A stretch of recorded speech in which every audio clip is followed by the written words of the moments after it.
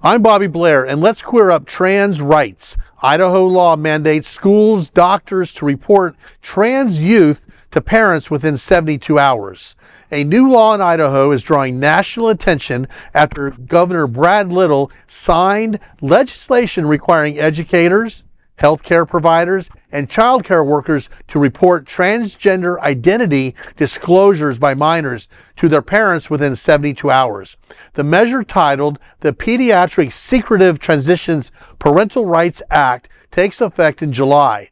It applies broadly, covering not only medical care, but also social transitions such as changes in pronouns, names, or access to gender-aligned spaces.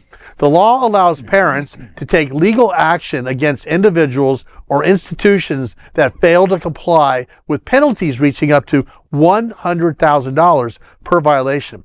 Idaho State Senator Carl Bjerke and State Representative Bruce Skaug said in a joint statement that the law will reinforce the fundamental rights of parents and guardians to oversee the medical and social upbringing of their children.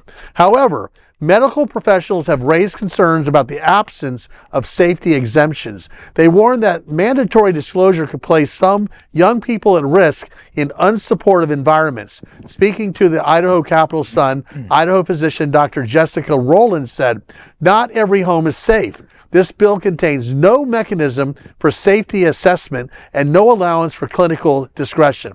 The law is part of a broader wave of policies in Idaho affecting LGBTQ individuals, including restrictions on bathroom access and pride displays.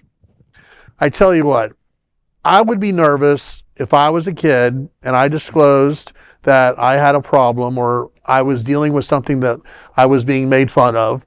And maybe I felt I was transgender, because at 8, 9, 10, 12, 14, it's hard to really know for sure what's happening with your body. And to have to go home to a mom or dad that might be really against it, and they're really going to church a lot, and they're going to not feed me, they're going to put me in a closet, they're going to treat me bad, they might whip me and beat me, they might threaten to put me in conversion therapy.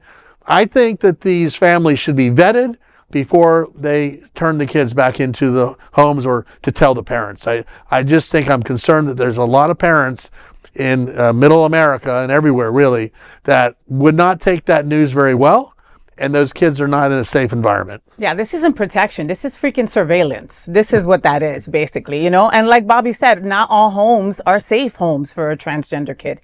So I'm also feeling for the teachers that don't get paid enough, nowhere near, okay? And the healthcare, the healthcare folks that are afraid that they'll lose their license if they don't report this poor kid that's coming to them with trust. $100,000. You know, I mean, come on. Like, this is just, go. What were you thinking, Alex? I'm just thinking, well, one, as a former substitute teacher whose parents were teachers, like, I have seen more than one horror story with how parents have treated kids for being queer and for not for being queer. But also, like, this is not about safety. This isn't about threats. This is about deliberately trying to put trans kids into harm's way. And I'll be honest, like, if this, when we see like any absurd law like this with cis people, you'd see doctors refusing, and this is an example of just and unjust laws. And if you are going to be willing to obey that law and knowingly put a trans kid in harm, you should be ashamed of yourselves. I don't care how much money they want to take from you. It's not worth it. You have a soul. You should know better, people. Come on.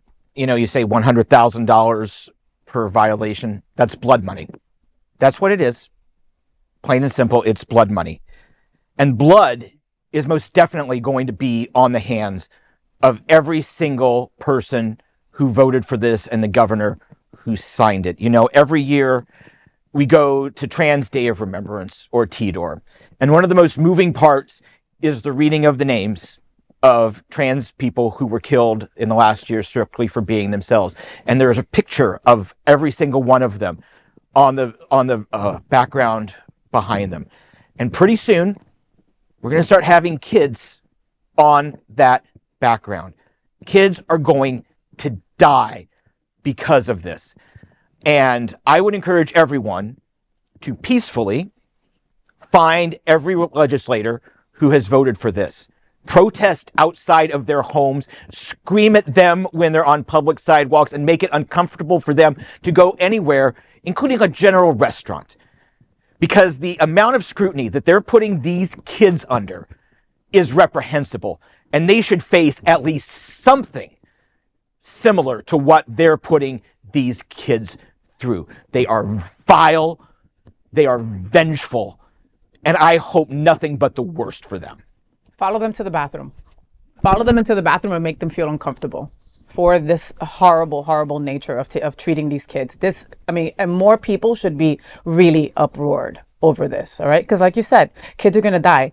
And if it's not by somebody else's hands, it will be by their own. And that's the biggest problem. That is the worst part that is the worst part. Well, there is no other queer nonprofit media platform like this in the entire world. Support our LGBTQ stories by sharing them and subscribing to Queer News Tonight.